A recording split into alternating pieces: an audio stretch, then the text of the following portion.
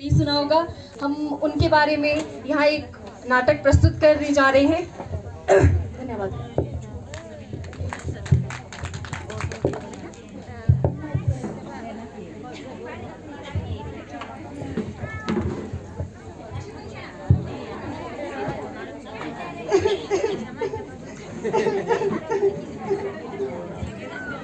छोड़ दो इस बच्चे को अब। हे भगवान, मेरे बच्चे की रक्षा करना, मेरा बच्चा अनाथ हो जाएगा। अगले 7 जन्मों तक तुम अब सुहागन ही मरोगी। रुको रुको, ये क्या हो रहा है? ऐसा मत करो, ये अन्याय है। देखो खंडेकर, तुम हमारे धर्म में हस्तक्षेप ना ही करो तो ही अच्छा होगा। हम यह नहीं कहते कि ये इस जन्म में सदी ही होगी और अगले 7 जन्मों में यह सुहागन ही मरेगी। अगर ऐसी बात है तो इसी से पूछ लेते हैं। नहीं, मैं नहीं मरना चाहती, मैं अपने बच्चों के लिए जीऊंगी। शांताबाई, बताओ, क्या तुम सती बनना चाहती हो या इस पाप का भोगी बनना चाहती हो? देखो शांताबाई, निडरता के साथ जवाब देना और अपने बच्चे के बारे में सोचना। नहीं, मैं नहीं मरूंगी, मैं अपने बच्चों के लिए जीऊंगी।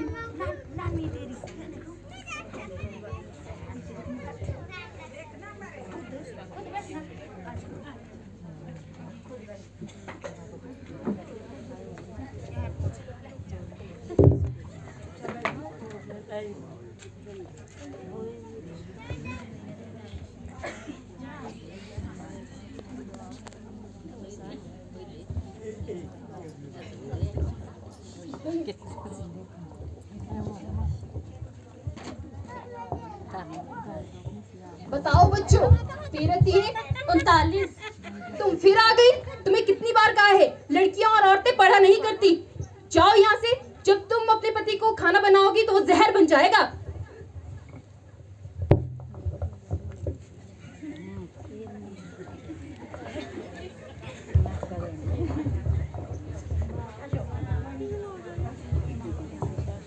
माँ, लड़कियाँ पढ़ क्यों नहीं सकती? जब वो अपने पति के लिए खाना बनाएगी तो वो जहर कैसे बन जाएगा? बेटा, अब आप 9 साल की हो गई हो। अब जब तुम्हारी शादी होगी अपने पति से ही पूछना। ठीक है माँ।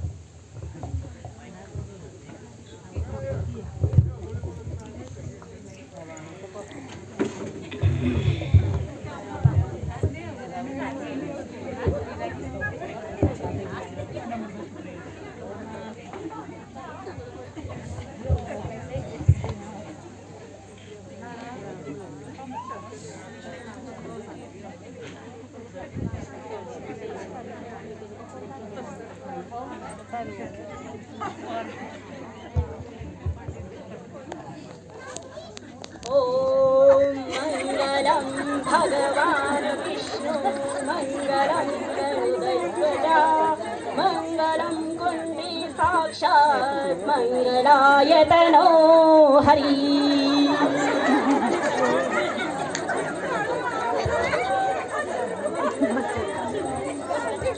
आयुष्मान भव शादी संपन्न हुई।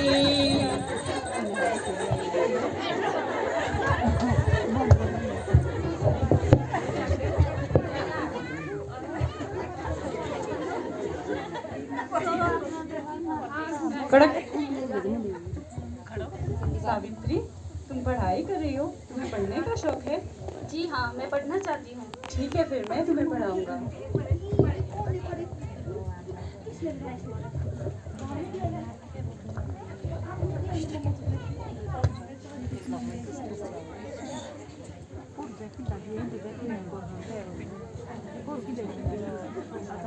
रुकिए, ये आप क्या अनर्थ करने जा रही हो? क्यों आप इस तालाब में कूद रहे हो? नहीं, मुझे मत रोको। मैं एक विधवा हूँ, लोग मुझे पूरी नजर से देखते हैं। ऊपर से मेरे पेट में मेरे पति का पाप। ये गलत है। आपको अपने बच्चे के लिए जीना होगा।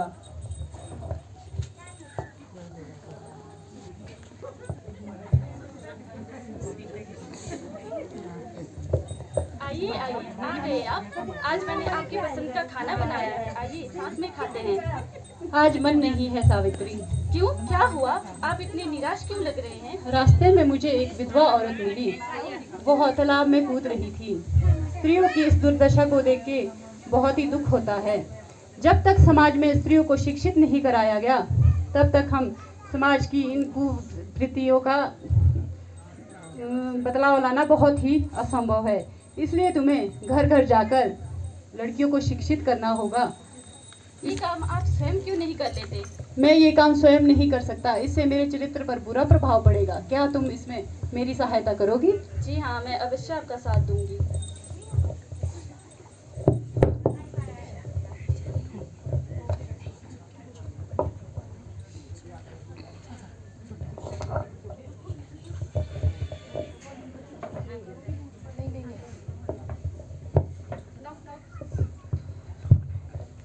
कौन है? मैं आपकी बेटी को पढ़ाना चाहती हूँ। क्या आप? नहीं, हमें अपनी बेटियों को नहीं पढ़ाना। आ जाते हैं कहीं से।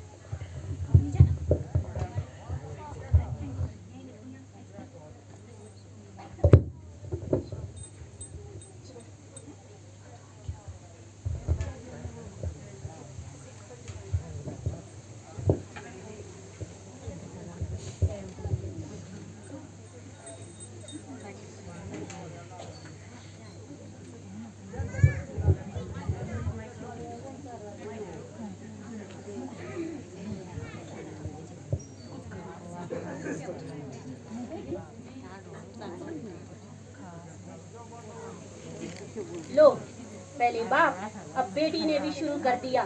देखो सावित्री, हम कह देते हैं हमारे धर्म को चुनौती ना दो, इस कार्य को बंद कर दो, नहीं तो परिणाम बुरा होगा।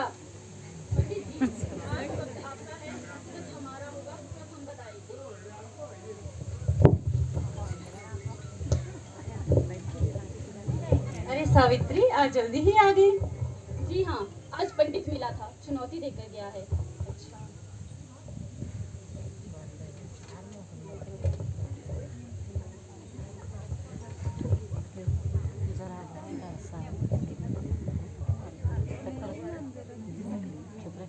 सावित्री, जा रही हो? जी हाँ। लो, ये साड़ी अपने बैग में रख लो। पर क्यों? तुम्हें शाम को स्वयं ही पता चल जाएगा।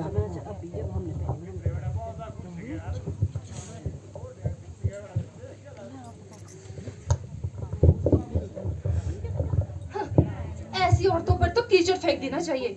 चली है समाज को बदलने। हाँ?